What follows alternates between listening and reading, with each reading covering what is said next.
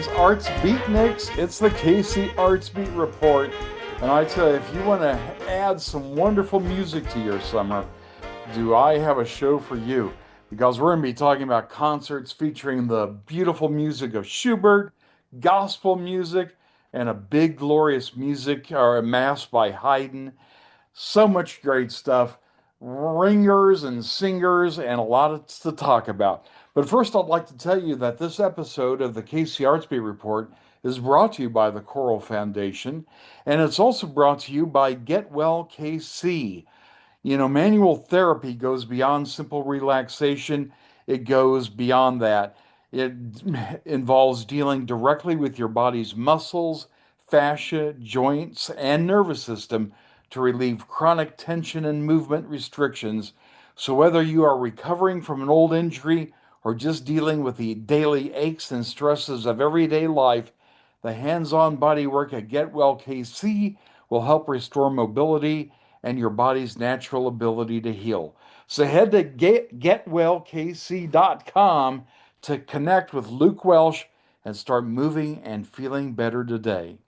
But right now it's time to talk to William Baker of the Choral Foundation and the director of the William Baker Festival Singers about all the great stuff he has planned this summer. Hello, Bill.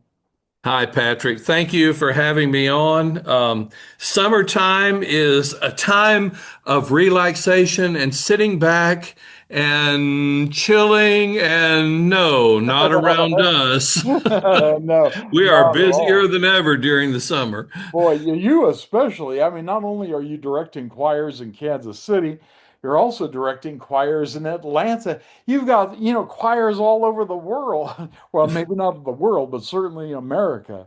Why don't you tell us Well, about some of the stuff going on with the Choral Foundation? We know about the Summer Singers, and you're going to tell us more about them here in Kansas City, but tell us about some of your other groups.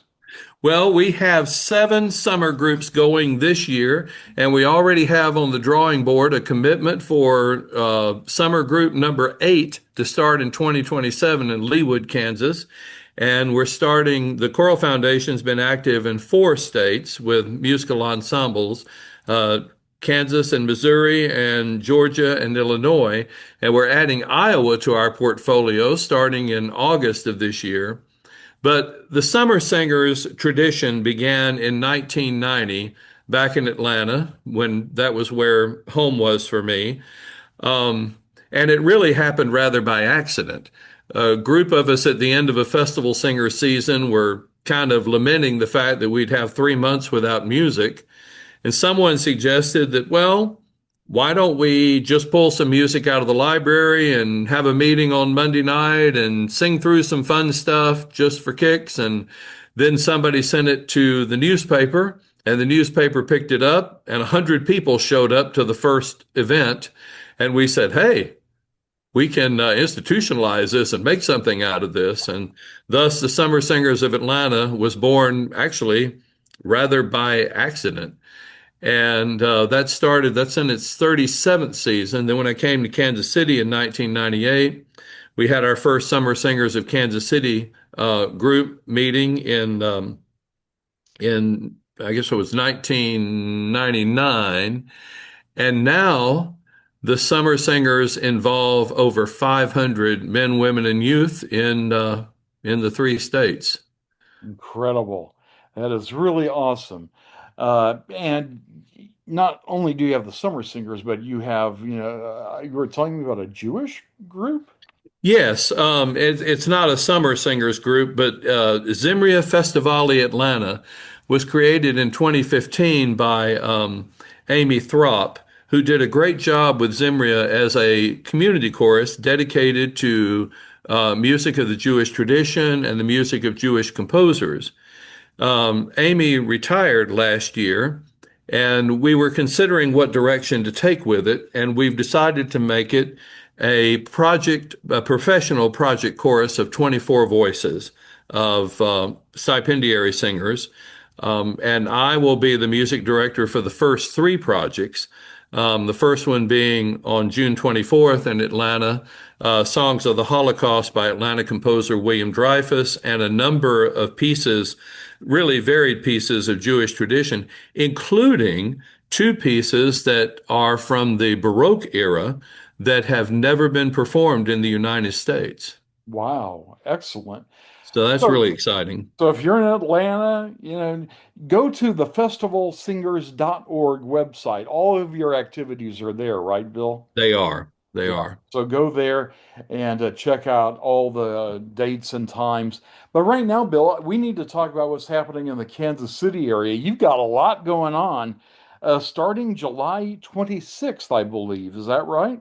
That's right. The first of our four Summer Singers projects in Kansas City will be July 26th, and that's the Summer Singers of Lee Summit in the Kansas City suburb of Lee Summit. Our 45 voice Summer Singers of Lee Summit is doing an all gospel concert featuring Robert Ray's Gospel Mass and music from Total Praise to Keith Hampton's Praise His Holy Name. And um, I'm a big believer that music of the spiritual gospel tradition sometimes isn't taken seriously by my colleagues, but it is as powerful and it is beautiful and it is worthy of scholarship as anything from the Western European masters. And, I'm not going to lie, it's an awful lot of fun. I But bet it is. yeah. How can you go to So, a concert like that and not leave feeling like your spirit's been lifted up? well, I told the group at the rehearsal last night that I want people driving down Green Street or Grand Street in Lee Summit to see the church swaying while we're singing. Excellent. Excellent. Now that's going to be happening on July 26th at 4 p.m. at St. Paul's Episcopal Church in Lee Summit. What can you tell us about Robert Ray? Well, Robert Ray was African American composer, college professor. And the story of the Gospel Mass is that once Vatican II lifted some of the restrictions on Mass language and so forth, he decided that for his community, a Mass in a gospel setting would be something that would be attractive and would be fun. So for an evening vigil Mass, he created this Gospel Mass that he kind of scratched out and he had the musicians put it together. And he told me that he said, I didn't think anything would become of it. It was like a one-off deal.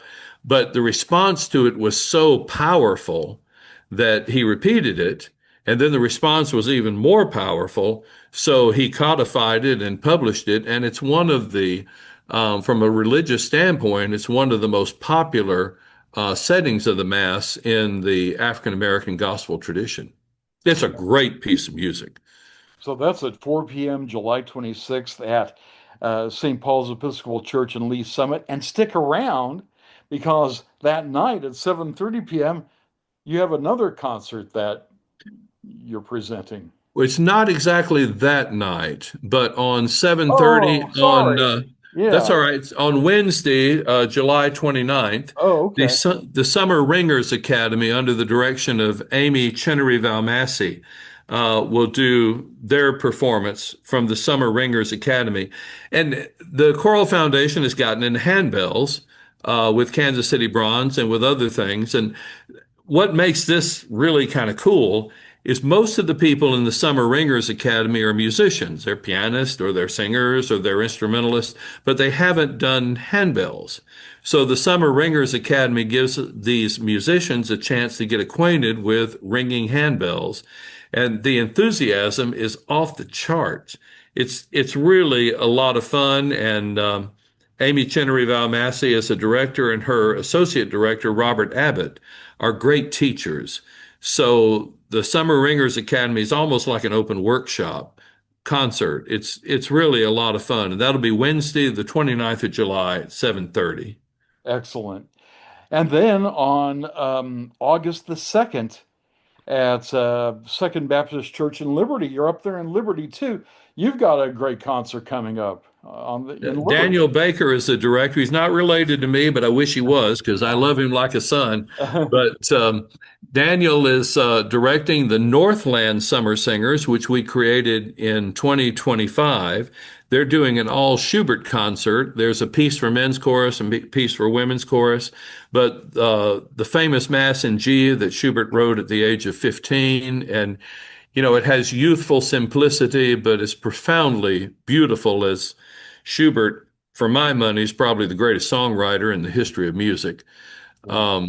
It's a great piece, and that group of 50 voices is off and running very well, and that'll be another very exciting concert. Yeah, if you love Schubert's symphonies and his other music, his piano music like the impromptus, if you love that Hmm. lyricism, imagine that lyricism in sacred music. It is Yeah, just glorious. it really is. It really So is. yeah, and it's a rare thing to hear a Schubert mass performed live, I think.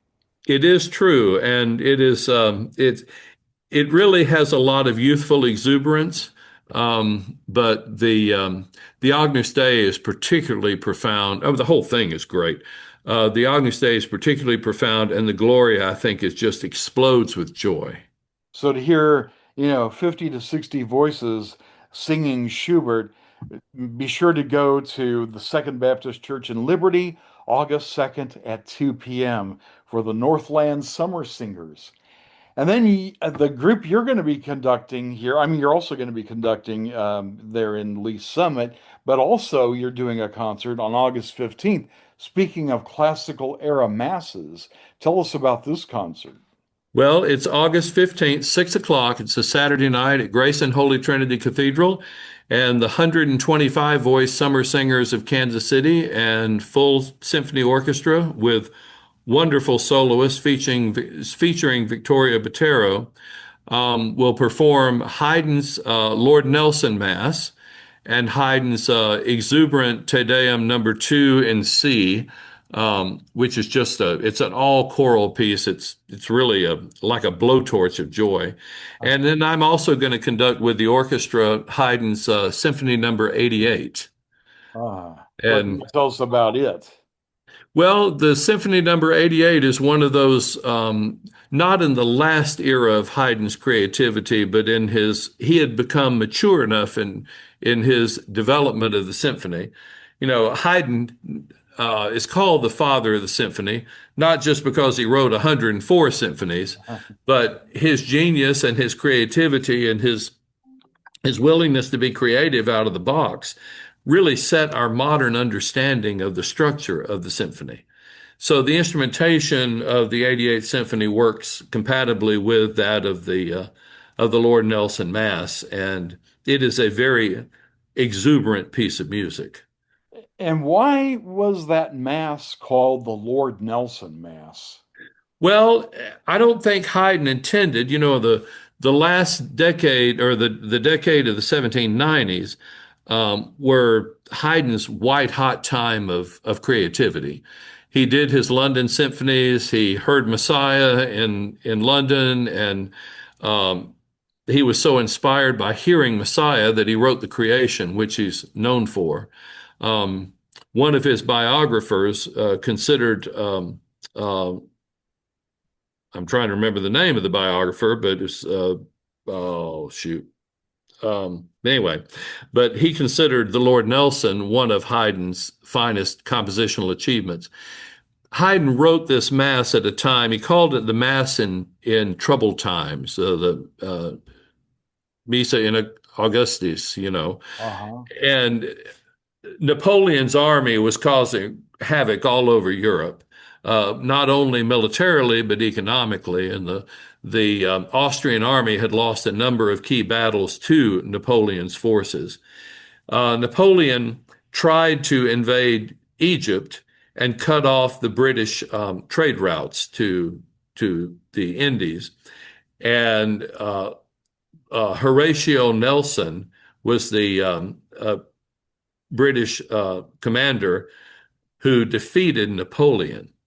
And about the time that the Mass in Troubled Times was premiered was when they learned of the defeat of Napoleon's army. Ah. And it became associated with Lord Nelson's victory. And at a repeat performance of the Mass in 1800, now Lord Nelson was present at the performance, and the name kind of stuck. I don't think Haydn named it the Lord Nelson Mass, but it became colloquially associated with Lord Nelson. The Lord Nelson Mass is like a lot of Haydn's later masses, like the gospel music, it explodes with joy. And of course, Haydn, like Mozart, there's not one note that is not for great purpose. Every single note of the piece is beautiful and glorious. And the Te Deum, I know that those are celebratory works. They are. It's an ancient Christian text predating AD 500. And this Te Deum setting is it's glorious. In fact, I would tell those that are listening, go on YouTube and do a search for Haydn Te Deum in C with Sir Andrew Davis.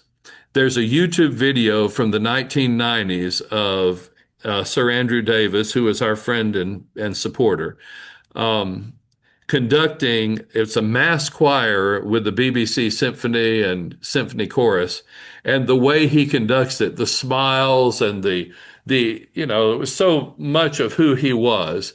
But if you really want to know what Haydn meant to do with that Te Deum, watch that video of Sir Andrew Davis. I'm going to do that, Bill, because I always enjoy all of Andrew Davis's performances. And, your performances strike me in the same vein. Andrew Davis always brought an exuberance and a true love of whatever he was conducting. You could tell his heart and soul was into it. And you give me that same feeling, Bill, with your performances. Well, thank you, Patrick. I love doing the Summer Singers.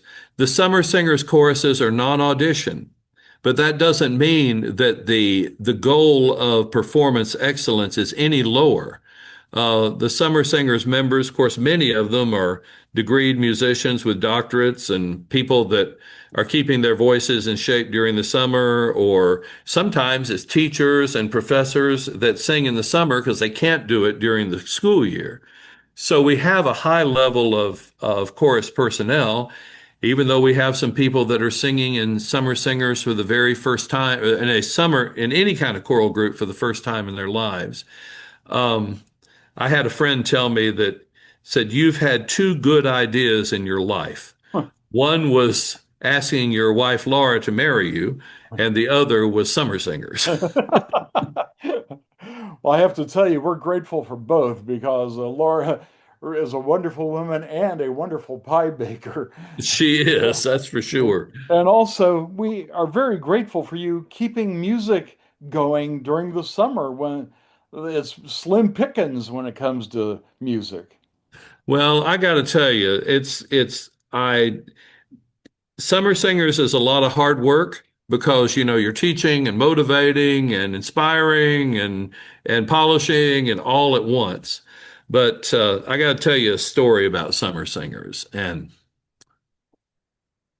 it's um it's an emotional story for me in a happy way. But to me, this story tells me what Summer Singers is about. We did the Haydn creation years ago, and of course, Haydn has such a capacity for drama.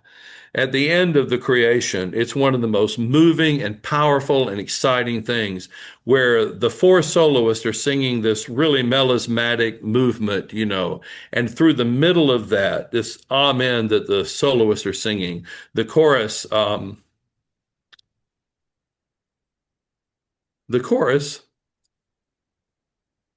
sing to God, ye host unnumbered. And there was a 16-year-old girl singing in the group, and I caught her face during that moment where there's so much excitement, where the choir is just this sing to God, ye host unnumbered, that sounds apocalyptic, in its size.